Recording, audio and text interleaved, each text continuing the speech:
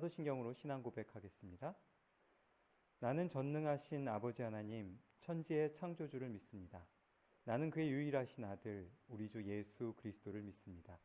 그는 성령으로 잉태되어 동정녀 마리아에게서 나시고 본디오 빌라도에게 고난을 받아 십자가에 못 박혀 죽으시고 장사된 지 사흘 만에 죽은 자 가운데서 다시 살아나셨으며 하늘에 오르시어 전능하신 아버지 하나님 우편에 앉아 계시다가 거기로부터 살아있는 자와 죽은 자를 심판하러 오십니다. 나는 성령을 믿으며 거룩한 공교회와 성도의 교제와 죄를 용서받는 것과 몸의 부활과 영생을 믿습니다. 아멘. 우리를 대표해서 조서정 자매님께서 기도해 기도하겠습니다. 좋으신 하나님, 저희에게 사모를 주시고 하나님 은혜 가운데 잘 지낼 수 있도록 허락해 주심에 감사드립니다. 코로나로 힘든 가운데서도 한 자리에 모여 예배드릴 수 있게 해주신 것 감사드립니다. 하나님, 일주일 동안 정직하지 못했던 저희들의 삶을 회개합니다. 용서해 주세요. 주님의 말씀을 따라 살아가야 하지만 항상 세상의 것에 목말라 합니다. 이 시간을 통해 하나님의 양식으로 채워주시고 저희들의 죄를 용서해 주세요. 오늘도 하나님께 의지하여 나아갑니다. 주어진 하루를 헛되이 보내지 않고 최선을 다해 살아갈 수 있도록 도와주세요. 믿음으로 살아가는 진실한 성도들의 삶을 살아갈 수 있도록 도와주세요. 오늘도 예배 가운데 크신 하나님의 은혜를 부어주실 것을 믿습니다. 예수님의 이름으로 기도드립니다. 아멘. 오늘 말씀 함께 읽겠습니다. 보라, 이는 이스라엘 중 많은 사람을 패하거나 흥하게 하며 비방을 받는 표적이 되기 위하여 세움을 받았고 또 칼이 내 마음을 찌르듯 하리니 이는 여러 사람의 마음의 생각을 드러나려 함이니라. 아멘. 저는 지난주에 이어서 오늘도 제국 로마에 대해서 얘기를 하려고 합니다. 그렇다면 지난주 말씀을 기억해 보시면 베드로의 고백이 예수님에 대한 고백만이 아니라 그 당시에 다른 사람을 표현하는 고백도 됐었구나라고 말씀 다 이제 이해를 하셨을 건데 그거에 대한 조금 더 상세한 설명을 드리도록 하겠습니다. 당시 제국 로마는 황제제, 그러니까 제국이 된 지 얼마 되지 않았습니다. 그 전까지는 공화정이었는데요. 공화정이라고 하면 우리나라로 치면 우리나라는 아니고요. 의원 내각제라고 생각하시면 될 것 같아요. 그래서 원로원이라고 하는 시민들의 대표가 모여가지고 그것을 그 사안을 결정하고 그렇게 진행이 되는 약간 반민주 형태라고 할까요? 그렇게 돼 있었는데 뛰어난 그 국가가 커지고 위대한 장수들이 등장하고 위대한 정치인들이 등장하다 보니까 그것들이 사람들에게 몰리는 현상이 일어났습니다. 그래서 여기 지금 그림을 보시면 BC 59년에서 48년까지 삼두정이라고 불리우는 세 사람을 대표로 하는 원로원보다 더 큰 권력을 가진 세 사람의 등장이 있습니다. 크라수스 폼페이우스, 그 다음에 그 유명한 율리우스 카이사르라는 사람이었습니다. 이 사람이 세 명이 균형을 이루고 이 나라를 잘 유지하고 있었는데 이 크라수스라는 사람이 먼저 이 실각을 하게 됩니다. 그러면서 폼페이우스와 율리우스 카이사르가 경쟁을 하게 되고 결국은 두 사람이 나라를 차지하려는 강한 어떤 대립을 하게 됩니다. 그래서 1차 로마 내전이 벌어지는데요. 결국 승리는 율리우스 카이사르가 하게 되죠. 그래서 이제 로마라는 거대한 나라를 이끄는 제1체제가 되는 겁니다. 그래서 유일한 독재자가 되는데요. 이 사람은 황제를 자기 스스로를 황제라고 칭하지 않았습니다. 그냥 종신집정관이라는 형태로 그래서 시민들의 대표다 자기는 그리고 내가 그것을 죽을 때까지 한다 이런 의미로 종신집정관이 되었어요. 근데 종신집정관으로 뭔가 이 나라를 바꾸고 엄청 대단한 정치가였던 건 분명하거든요. 근데 그 사람이 다 자기 계획을 하지 못하고 암살당하죠. 셰익스피어의 그 표현에 의하면 브루투스 너마저 이렇게 말을 하고 죽는 걸로 표현이 됩니다. 그러면 이 이후의 세계는 어떻게 되었을까? 바로 레피두스, 안토니우스, 그리고 카이사르의 양자이자 조카인 옥타비아누스, 이 세 명의 체제가 됩니다. 안토니우스와 레피누스는 그 당시에 시저와 가이사르와 함께 전쟁에 나갔던 영웅이기도 했고요. 레피두스 같은 경우에는 시저가 가장 신임하던 부관이기도 했습니다. 그리고 안토니우스는 엄청난 그 성과를 거두는 군인이었고요. 근데 그 당시 옥타비아누스는 갑자기 19살에 카이사르가 나의 권한을 내 양아들 옥타비아누스에게 주겠다라는 유언에 의해서 등장을 하게 됩니다. 문제는 당시에 그 유명한 클레오파트라 아시죠? 그 클레오파트라와 카이사르 사이에서 자신이 낳은 아들이 있었습니다. 그럼에도 불구하고 자신의 조카이자 양아들로 입적한 옥타비아누스를 자신의 후계자로 세워요. 그래서 처음에는 안토니우스와 레피누스가 이 로마를 장악하는 거의 성공을 거두게 될 것 같은데 어린 옥타비아누스가 점점 시저의 카이사르의 유산을 이렇게 상속받게 되면서 판도가 바뀌게 됩니다. 그래서 그 상황에서 안토니우스는 자신이 그 점령한 땅이 많았던 이집트 쪽 속주로 가게 되고 거기서 그 유명한 클레오파트라와 연인이 됩니다. 이런 상황에서 안토니우스는 클레오파트라가 얘기하는 거에 꼼짝 못하고 그걸 다 들어줘요. 그래서 로마 정부는 이 안토니우스를 로마의 적으로 규정을 합니다. 먼저 레피누스가 실각하게 되고 그 다음은 또 아까 비슷하죠. 폼페이우스와 카이사르와 싸웠던 것처럼 안토니우스와 옥타비아누스의 대결이 됩니다. 그렇지만 처음에는 안토니우스가 유력 더 강했던 것 같은데 시간이 지나면서 옥타비아누스가 차근차근 이 젊은이가 차근차근 계단을 밟고 올라서서 결국은 악티움 해전이라고 하면 유명한 해전에서 이 클레오파트라와 안토니우스의 연합군을 격파하고 승리를 하게 됩니다. 그래서 안토니우스와 클레오파트라는 자살을 하게 되죠. 그러면서 옥타비아누스는 카이사르의 모든 유산을 이어받게 된 옥타비아누스는 로마의 1인자가 되고 자기 앞에 카이사르라는 이름을 칭호를 붙이게 됩니다. 그래서 그는 최초의 로마 황제로 등극을 하게 됩니다.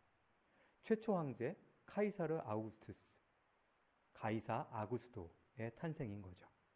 그는 생각보다 엄청 막 성격이 급하지도 않고 엄청 폭력적이지도 않았지만 그는 아주 섬세하고 세밀하게 로마를 점령해 나갑니다. 그리고 그 유산에 이어서 로마 제국은 점점 더 부흥하게 되죠. 악티움 해전에서 이길 때 그의 천막 막사에 있었던 문장이라고 합니다. 한번 읽어보겠습니다. 여기에서 나는 하늘의 보호 아래 성스러운 사명을 완수하고 로마 제국의 운명을 실현하기 위해 나아갔다. 하늘의 보호 아래 성스러운 사명을 완수하기 위해서 그리고 로마 제국의 운명을 실현하기 위해 나아갔다. 여기서 여러분 한번 상상력을 발휘해서 로마 제국을 하나님 나라로 바꿔봅시다. 여기에서 나는 하늘의 보호 아래 도우심 아래 성스러운 사명을 완수하고 하나님 나라의 운명을 실현하기 위해 나아갔다. 여러분 어색하십니까? 우리는 모두 예수님의 사명 선언이라고 보실 수도 있겠죠.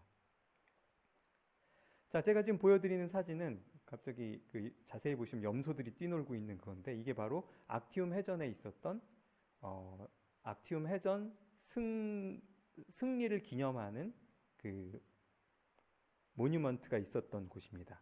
학자들이 여기 있는 그 문장을 다 쪼개진 문장을 하나로 모아서 번역을 했는데요. 한번 읽어보겠습니다. 임페라토르 카이사르 신의 아들은 이 지역에서 벌어진 전쟁에서 공화국을 위해 싸우다 승리했다.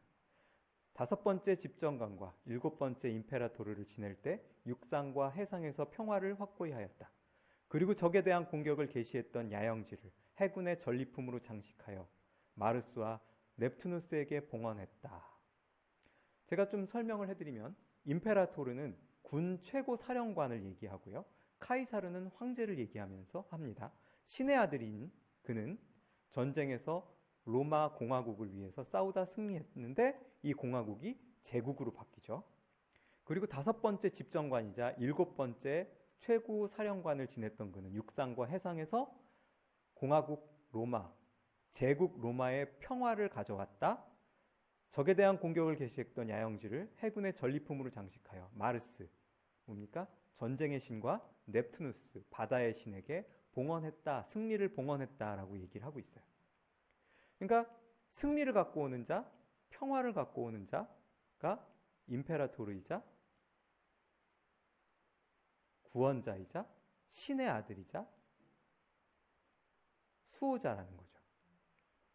1세기 지중해 세계에는 신의 아들, 신이 보낸 신이라고 불리는 인간이 즉 주, 구속자, 해방자, 세상의 구세주라는 직함으로 불렸던 시대라는 겁니다.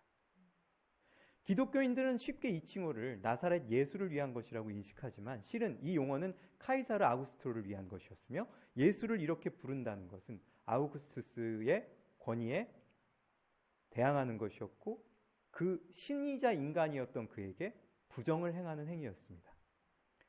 이 칭호는 세상을 구하고 평화를 가져온 자에게 주어진 칭호였으며 제국의 위기를 해소한 아우구스투스 황제를 위한 칭호였습니다. 아우구스투스가 옥타비아누스가 로마를 그 내전을 종식시키기까지 로마는 100년이라는 시간 동안 계속해서 내전으로 신음하고 있었습니다. 수많은 사람들이 죽었고 수많은 사람들이 재산을 뺏겼으며 수많은 사람들이 억울한 사연이 있었겠죠. 근데 그 100년 동안의 내전을 종식시킨 자 아우구스투스였기 때문에 그에게 평화의 사자, 그 다음에 전쟁을 승리로 이끄는 자라는 칭호가 어울렸다라고 그 사람들은 믿어 의심치 않았습니다. 그리고 다신교회였던 그 사람들은 한 명의 인간을 신으로, 이 위대한 사명을 이룬 사람을 신으로 불리는 것이 그렇게 어색한 일이 아니었다는 거죠. 그랬기 때문에 그를 공화국에서 그렇게 거부했던 황제라는 칭호를 부여하고 그의 치리를 받는 제국이 완성되었다라고 생각했다는 겁니다. 즉 아우구스투스는 구원자, 라틴어로 하면 소테르, 헬라어로 하면 크리스토스, 구원자였던 거죠. 자, 지금 제가 그림을 보여드리는 건데 이 단어를 갖고 로마 황제 아우구스투스와 예수가 서로 대립하고 있다는 그림을 여러분들이 이제는 머릿속에서 확실하게 그리실 수 있을 것이라고 생각합니다. 아우구스투스가 만든 세계는 몇 년 지나지 않아 117년, AD 117년이죠. 이렇게 당시의 전 세계를 통치하는 대제국이 됩니다. 그리고 이 시대를 우리는 팍스 로마나라고 불리죠. 로마에 의해서 만들어진 평화라는 뜻입니다. 좀 더 자세히 말씀드리면 로마의 승리로 만든 평화. 좀 더 자세하게 말씀드리면 로마의 무력으로 승리로 만들어진 승리로 이루어진 평화라는 뜻입니다. 어떻게 그럼 이 나라는 오랫동안 1000년이 넘는 시간 동안 이 오래된 제국을, 넓은 제국을 유지할 수 있었을까요? 그것은 바로 자기들이 다스리는 나라를 제국화, 로마 제국화했기 때문입니다. 로마 제국을 만드는 데는 많은 노동력이 필요했습니다. 많은 노력과 부가 필요했는데요. 그 예를 하나 들려드리겠습니다. 자, 보십시오. 지금 빨간색의 표시는 뭐냐면 바로 로마가 만들었던 도로입니다. 제가 옆에 적어놨는데 잘 보이시나 모르겠어요. 로마 가도라고 불리죠. 비아 로마나라고 불리는 이 가도는 여러분 그거 들어보셨죠? 모든 길은 뭘로 통한다? 로마로 통한다. 그렇게 불릴만 한 게요. 그들이 만든 로마 가도는 포장한 것이 8만 킬로미터, 그리고 비포장을 포함하면 400만 킬로미터에 이른다고 합니다. 정말 말도 안 되는 일들을 한 건데요. 자, 그렇다면 이 사람들은 이 도로를 왜 만들었을까? 당시 로마가 가지고 있던, 아우구스투스 황제 때 가지고 있던 군단은 28개가 있었습니다. 그리고 그 군단이 7시간 동안 걸어갔을 때 거리가 35km, 그리고 초고속 행군을 했을 때 하루 동안 갈 수 있는 거리가 60km였다고 합니다. 즉, 그 당시로서는 상상도 하지 못하는 고속도로를 만들고 어디든지 최단 시간 동안 군대가 출동할 수 있는 거리를 만든 거예요. 그리고 이 로마 제국 전체에 군단들을 잘 배치해 놔서 가장 단거리로 어디든지 반란이 일어난다든지 적이 나타났을 때 그들을 제압할 수 있는 시스템을 갖고 있었다는 겁니다. 그것뿐만이 아닙니다. 로마는 로마 제국을 문명화하면서 수많은 기술들과 수많은 제도들을 이 로마 제국 전체에 뿌려놓죠. 예를 들면 수도교라고 불리는 상수 하수 도로가 있었습니다. 3000년 전에. 그리고 도서관이 있었고요. 공공 목욕탕이 있었고요. 그리고 성곽이 있었고요. 그리고 극장이 있었고요. 그리고 스포츠 행사가 열릴 수 있는 수많은 그런 문명을 갖고 있었습니다. 그리고 치안을 담당하는 군대를 파견해 놨다는 거죠. 그러니까 누구도 이 무서운 제국에, 그리고 이 로마 제국은 자신들에게 반역을 일으키는 국가를, 민족을 절대 그냥 두지 않았습니다. 즉 무력으로 만든, 승리로 만들어진 평화가 바로 로마 제국을 상징합니다. 그래서 예수님이 돌아가신 이후에 유대가, 여러분 칼리큘라 황제 아시죠? 칼리굴라 황제가 자기가 신이라고 자기 신상을 유대 성전에, 예루살렘 성전에 배치를 합니다. 그래서 유대인들이 화가 날까요, 안 날까요? 화가 나서 그들에게 반역을 일으킵니다. 반역을 일으키는 동안 그들이 독립을 어느 정도 유지를 좀 하거든요. 근데 그들이 그때 만들었던 동전이 첫 번째 것과 두 번째 것입니다. 뭐라고 써 있습니까? 첫 번째 것에는 거룩한 예루살렘의 해방이라고 써 있고요. 두 번째 동전에는 시온의 자유라고 써 있습니다. 그리고 그들을 AD 73년에 예루살렘을 완전히 멸망시킨 베스파시아누스 황제가 그것을 기념하여 만든 동전이 맨 밑에 있어요. 거기 뭐라고 적혀 있냐면 유대 함락, 포획이라고 적혀 있습니다. 캡티바라고 써 있는데요. 영어로 하면 캡처죠. 네, 여러분 이런 시대가 바로 예수님이 태어나시고 사역하시고 했던 시대라는 겁니다. 자, 그럼 이런 시스템, 로마 제국 시스템 안에서 유대인들은 어떻게 살아가고 있었을까를 제가 한번 보여드리겠습니다. 자, 잘 모르는 인물들이죠. 바로 동그란 데 있는 사람은 바로 헤롯입니다. 헤롯 대왕이죠. 그리고 옆에 있는 사람은 바로 로마에서 그 유대를 통치하기 위해 갔었던 본디오 빌라도, 폰티우스 필레이트인데요. 이 사람들은 뭘 원했냐면 이 유대가 유스 이탈리쿰이라는 표현인데요. 이게 뭐냐면 이탈리아 본토와 똑같은 권리를 갖는 속주였어요. 무슨 얘기냐면 우리나라가 일본에 점령을 당했는데 뭐 경기도가 엄청 말을 잘 듣고 이렇게 잘하면 어떻게 되냐면 권리를 본토와 똑같은 권리를 준다는 거예요. 그러니까 속주에 할 수 있는 가장 큰 상인 거죠. 헤롯은 이것을 유다가 얻기를 소망했고 그것을 위해서 노력했다는 것을 우리는 보게 됩니다. 새로운 항구 도시를 만들어서 이름을 뭐라고 했다고요? 가이사랴, 황제의 도시라고 했다는 거죠. 자, 또 다른 인물들이 있습니다. 그들은 제사장과 바리새인들입니다. 제사장과 바리새인들은 성경에 나오지 어떤 사람이었습니까? 예수님과 사복음서에서 계속해서 대립했던 이 사람들은 어떤 사람이었죠? 기득권입니다. 가지고 있는 것이 있고 그것을 놓치기 싫은 사람이죠. 헤롯이 만든 성전이지만 그곳에서 하나님께 제사를 드림으로 내가 제사장이 필요하죠. 율법을 중심에 해석을 하는 역할을 했던 바리새인들도 이 로마가 만든 팍스 로마나가 유지되어서 자신들의 권한이 유지되길 바랬던 거예요. 두 그룹을 말씀드렸습니다. 또 하나입니다. 이 사람들은 뭡니까? 많이 나오죠. 사두개파, 에세네파, 젤로파. 자, 젤로파에 누가 있습니까? 가룟 유다가 있죠. 열심당원이라고 우리가 알고 있는 이 사람들입니다. 이 사람들은 무력으로라도 로마의 권력에서 투쟁해서 해방해야 된다. 그래서 하나님의 직접적인 통치를 가져와야 되고 그것을 가져올 자가 누구다? 메시아다라고 믿었습니다.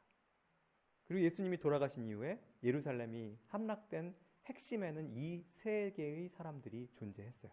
자, 여러분 이 그림이 이름만 뭘로 바꿀까요? 그 일제로 바꾸면 어떨까요? 우리 구한말 그다음에 일제 시대 때 거기서 적응해가서 살아가던 우리의 조상들의 이야기를 우린 잘 알고 있지 않습니까? 어떤 사람은 거기서 을사오적 이런 사람들은 뭡니까? 일본과 동일한 시스템으로 우리나라가 잘 되기를 바라는 사람들이 있었고, 또 어떤 사람들이 있습니까? 거기서 일제에 붙어서 이 시스템 안에서 떨어지는 떡곰을 주워 먹으면서 잘 살고 싶었던 사람들도 있고, 또 이렇게 열정적으로 빨간색으로 제가 표현했죠.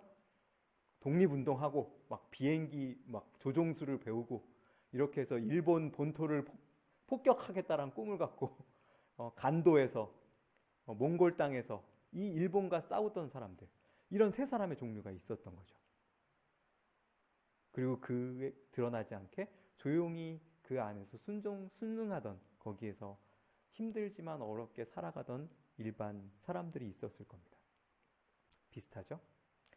자, 여러분 지난주에 저는 분명히 하나님께서 이러한 상황에서 예수님을 보내신 것이 아주 독특한 의미를 가진다라고 말씀을 드렸습니다. 그 예수님, 즉 누가복음에서는 이 세 개의 부류에 속하지 않는 아주 독특한 사람들을 얘기를 하고 있어요. 그 사람들은 어떻게 살았는지 한번 보겠습니다. 자, 지난주에 제가 말씀드렸던 누가복음 4장 18절에서 19절, 예수님께서 회당에 가셔서 구약성경의 이사야 61장 1절을 펴서 읽으신 부분입니다. 이것을 저는 뭐라고 말씀드렸습니까? 예수님의 사명선언이라고 말씀을 드렸어요. 제가 읽어보겠습니다. 주님께서 나에게 기름을 부어주시니 주님의 영이 내 위에 내리셨다. 주님께서 나를 보내시어 가난한 이들에게 기쁜 소식을 전하고 잡혀간 이들에게 해방을 선포하며 눈먼 이들을 다시 보게 하고 억압받는 이들을 해방시켜 내보내며 주님의 은혜로운 해를 선포하게 하셨다. 이게 바로 예수님의 사명입니다. 제가 빨간 줄로 그은 부분을 한번 볼까요? 가난한 이들, 아까 캡티바였죠. 잡힌 사람들, 포로된 자들, 눈먼 이들, 억압받는 이들을, 그들을 해방시키고 그들에게 자유를 주고 그들에게 승리를 주고 그들에게 소망을 주는 그 사역을 감당하기 위해 예수님께서 오셨다고 말씀하십니다.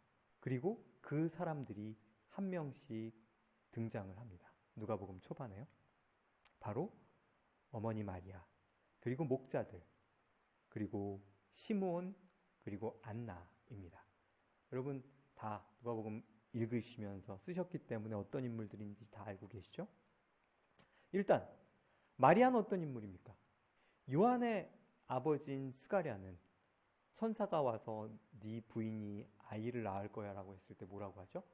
우리 아내가 나이가 많은데 어떻게 아기를 낳겠습니까? 라고 매우 현실적인 이야기를 하는데, 이 사람의 직업이 뭐라고요? 제사장이죠. 그리고 그 다음에 이어서 바로 누가 나옵니까? 마리아가 등장합니다. 동일한 얘기를 하죠. 나이든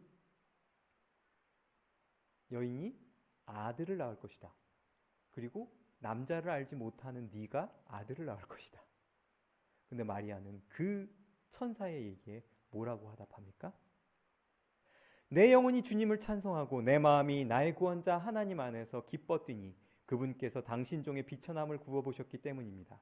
이제부터 과연 모든 세대가 나를 행복하다 하리니 전능하신 분께서 나에게 큰일을 하셨기 때문입니다. 그분의 이름은 거룩하고 그분의 자비는 대대에 당신을 경외하는 이들에게 미칩니다. 그분께서는 당신 팔로 권능을 떨치시어 마음속 생각이 교만한 자들을 흩으셨습니다. 통치자들을 왕좌에서 끌어내리시고 비천한 이들을 들어 높이셨으며 굶주린 이들을 좋은 것으로 배불리시고 부유한 자들을 빈손으로 내치셨습니다. 당신의 자비를 기억하시어 당신 종 이스라엘을 거두어 주셨으니 우리 조상들에게 말씀하신 대로 그 자비가 아브라함과 그 후손에게 영원히 미칠 것입니다. 자기가 나의 비천함을 굽어보셔서 나를 행복하다라고 내 후대가 노래할 것이라고 이 마리아가 노래해요.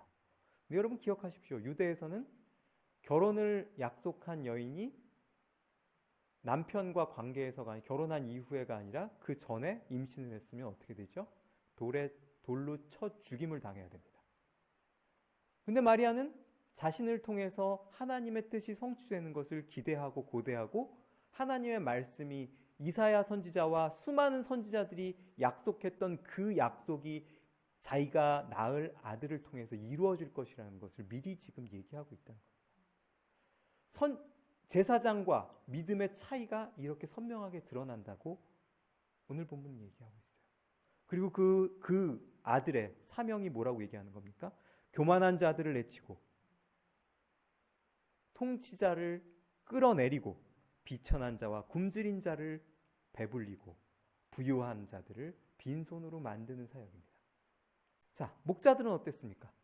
다윗의 동네에 베들레헴의 말구유에 아이가 태어났다라고 얘기하니까 이 사람들이 빨리 가서 그 사람들을 그 아기를 보자 그러고 뛰어갑니다. 뛰어가서 또 그 소식을 전하고 다녔다.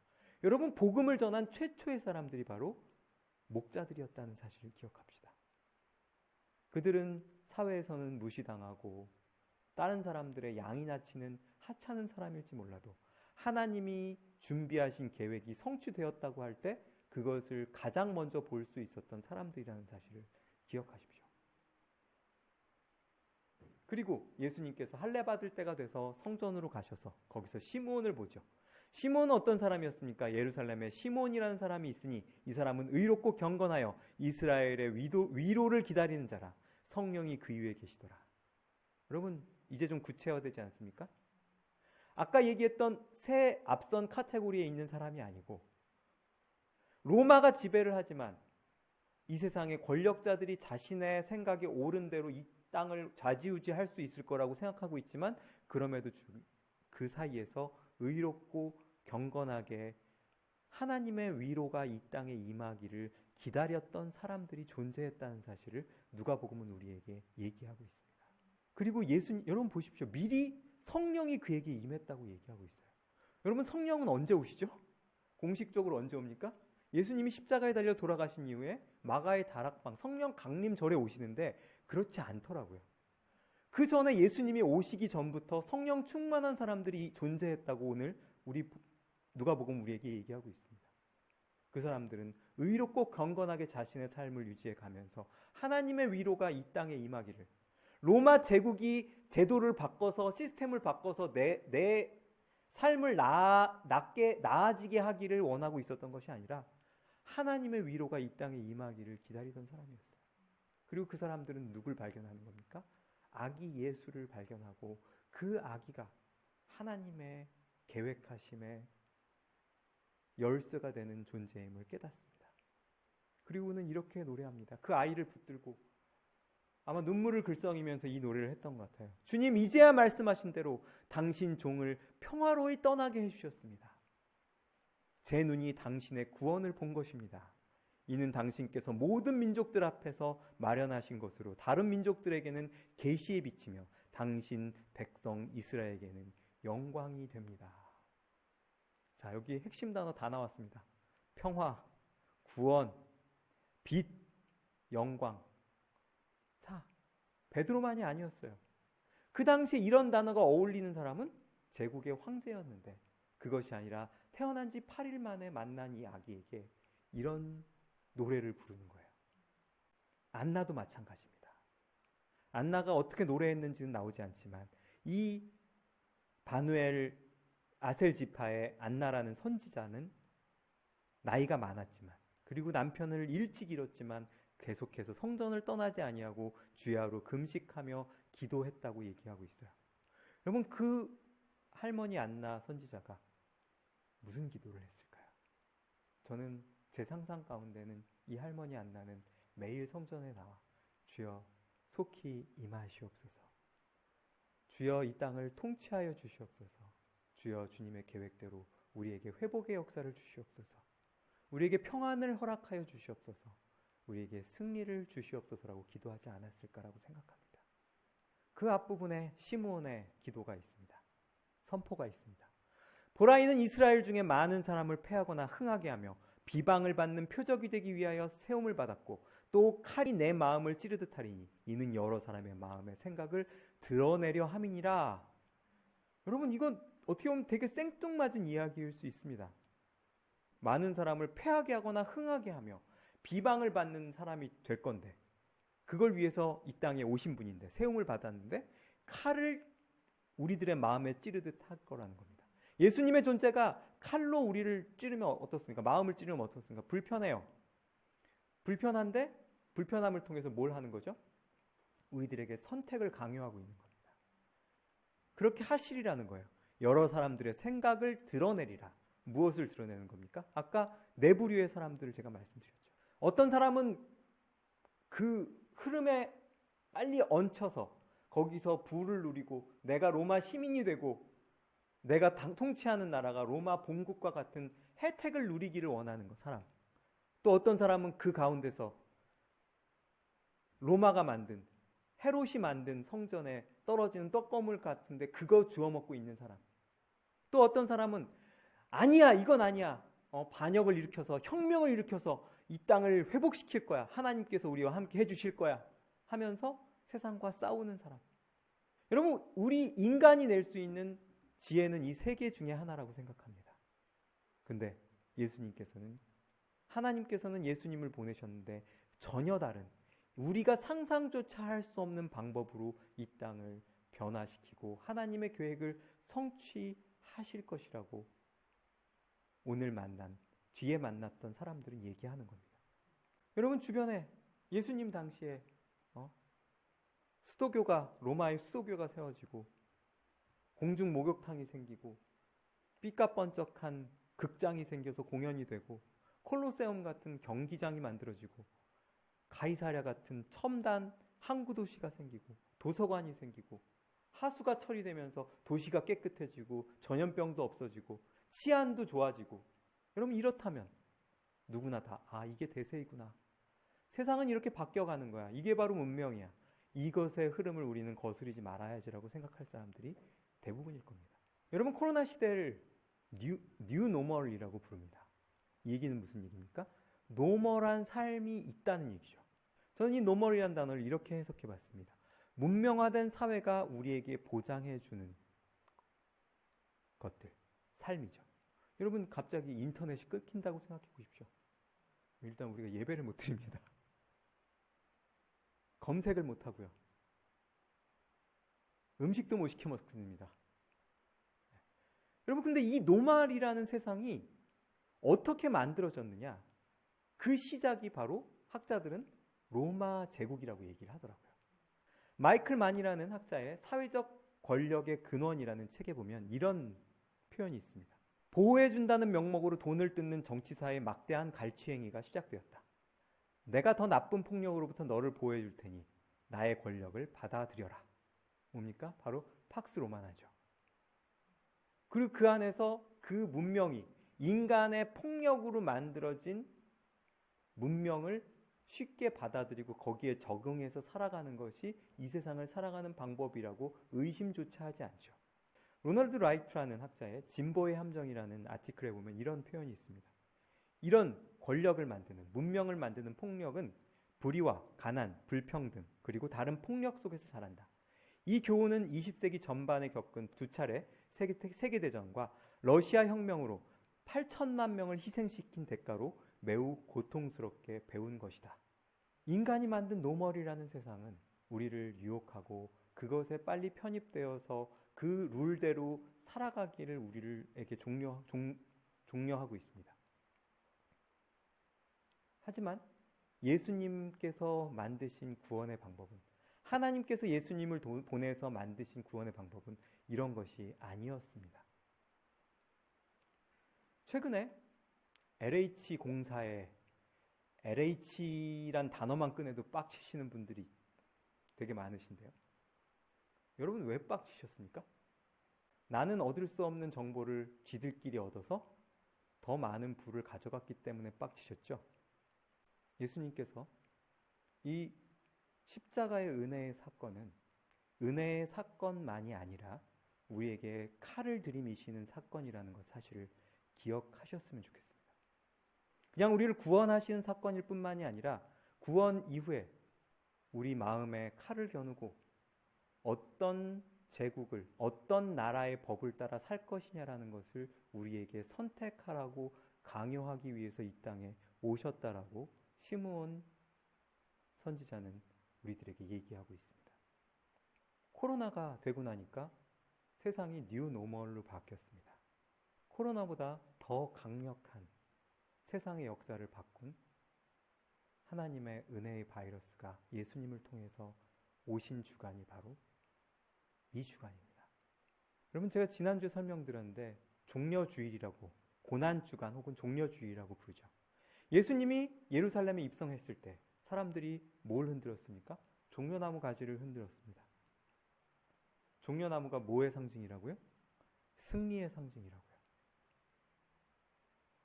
그 당시 사람들은 로마 제국을 물리치고 이 땅에 메시아로 하나님의 제국을, 하나님의 나라를 성취하기 위해서 오신 분으로 예수님을 맞아들였습니다.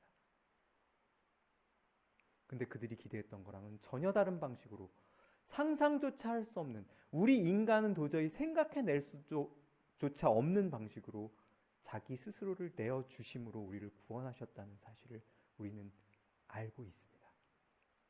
근데 우리는 그 의미를 더 깊이 생각하려고 하지 않는 것 같아요. 그냥 우리를 그것만 믿으면 구원받는다라는 그 공식 하에서만 예수님을 받아들이죠. 여러분, 성경을 읽으면서 우리의 삶이 변화되기를 말씀의 칼로 우리 옆구리를 찌르지 않습니까? 자꾸 선택하라는 거죠. 야, 정신 차려. 너 어느 나라 속해 있어? 하나님 나라야? 이 세상이야? 근데 마치 그 얘기가 안 들리는 것처럼, 예수님은 그냥 나를 구원만 하기 위해서 오신 것처럼 그렇게 생각하고 살았던 것은 아닌지.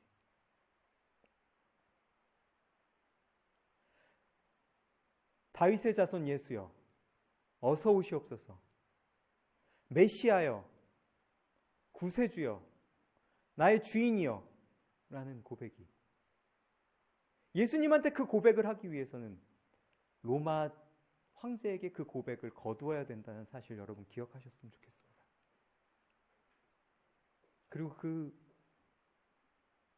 사건이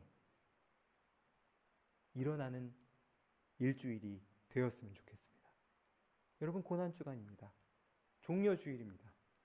여러분, 우리가 손을 들고 종려나무 가지를 들고 예수님의 오심을 찬양하고 나의 주인이시라고, 나의 왕이시라고, 내가 속한 나라의 황제이시라고 그렇게 외치실 수 있으십니까?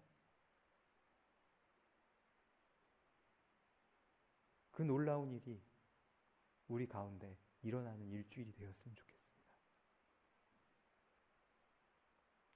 이 고난주간 묵상 메시지는 계속 갈 거예요. 근데 아마 좀 더 많은 내용을 제가 보내드리지 않을까라는 생각이 듭니다. 그거에 따라서 우리 예수 그리스도의 발자취를 따라 주님 나라의 백성으로 자각하고 그 발걸음을 따라 살아가는 아름다운 사람들, 교회, 성도님 되시기를 축복합니다. 기도하겠습니다. 주님께서 나에게 기름을 부어주시니 주님의 영이 내 위에 내리셨다. 주님께서 나를 보내시어 가난한 이들에게 기쁜 소식을 전하고 잡혀간 이들에게 해방을 선포하며 눈먼 이들을 다시 보게 하고 억압받는 이들을 해방시켜 내보내며 주님의 은혜의 해를 선포하게 하셨다. 하나님 아버지, 감사합니다. 이 은혜의 해, 하나님 나라가 임한 것을 선포하기 위해 오신 예수 그리스도의 고난의 길을 목도하는 한 주간입니다. 주님께서는 시므온의 고백처럼 우리에게 칼을 들이미시고 우리에게 선택을 강요하시는 주님이시기도 하시다는 사실을 기억하는 일주일 되게 하여 주시옵소서. 세상 사람들이 노멀이라고 하는 세상이 노멀이 아니며 하나님께서 원하시는 세상이 아니며 내 욕망을 추구하는 것이 아니라 약한 자들, 가난한 자들, 노예로 붙잡힌 자들을 해방시키고 보이지 않는 이들을 다시 보게 하며 억압받는 이들에게 자유를 주는 예수 그리스도의 사역이 우리 삶에서도 이루어져야 한다는 것을 깨닫는 일주일 되게 하여 주시옵소서. 일주일 동안 주님의 은혜를 경험하기 원하며 주님의 살아계심이 우리 마음 가운데 가슴 뛰는 역사를 일으키는 한 주간 되게 하여 주시옵소서. 주님의 고난의 가치를 묵상하는 일주일 되게 하시고 그 은혜로 살아 숨쉬고 있다는 사실이 기쁨과 감사의 고백이 될 수 있는 일주일 되게 하여 주시옵소서.